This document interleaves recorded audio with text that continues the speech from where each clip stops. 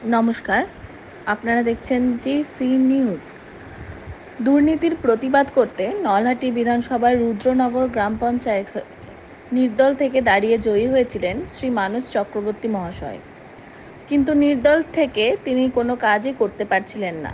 তাই আজ বীরভূমের নলহাটি বিধানসভার অন্তর্গত রুদ্রনগর অঞ্চলে বিজেপির জেলা সভাপতি মাননীয় শ্রী ধ্রুব সাহা ও বিজেপির বীরভূমের লোকসভা প্রার্থী আইপিএস শ্রী দেবাশিস ধরের উপস্থিতিতে ২৫০ লোক নিয়ে বিজেপিতে যোগদান করলেন নির্দল প্রার্থী মানস চক্রবর্তী।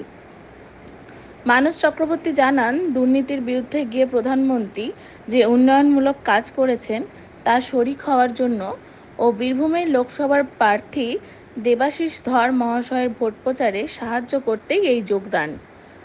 বিজেপি প্রার্থী দেবাশিস ধর জানান, এই যোগদান তাদের ভোট প্রচারে আরও উৎসাহ যোগাবে এবং এই যোগদানের ফলে বিজেপির আরও শক্তি বৃদ্ধি করবে। দুর্নীতির বিরুদ্ধে প্রতিবাদ করে আমি নির্দলে দাঁড়িয়েছিলাম। এখন নির্দলে থেকে কাজ করা সম্ভব নয়। মোদিজি যেভাবে উন্নয়ন করছে সেই উন্নয়নে শরিক হওয়ার জন্য, দেবাশিস বাবুকে সহায়তা করার জন্য এবং সারা ভারতে আমাদের যাতে সংগঠন বেরিয়ে যায় সেই জন্য আমরা এই দলে জয়েন করলাম। কতজন জয়েন করেছিলাম? ২৫০ জন। আমাদের এখানে অঞ্চল প্রমুখ উদ্যোগ আছে আমাদের। কতজন জয়েন করলো বিজেপিতে? এবং আজকে রুদ্রনগর গ্রাম পঞ্চায়েতের যে নির্দল প্রার্থী ছিলেন, উনি জয়ী হয়েছিলেন।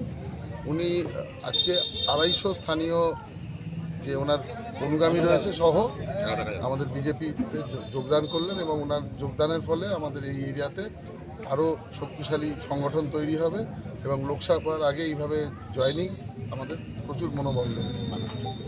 মানস চক্রবর্তী। ঠিক।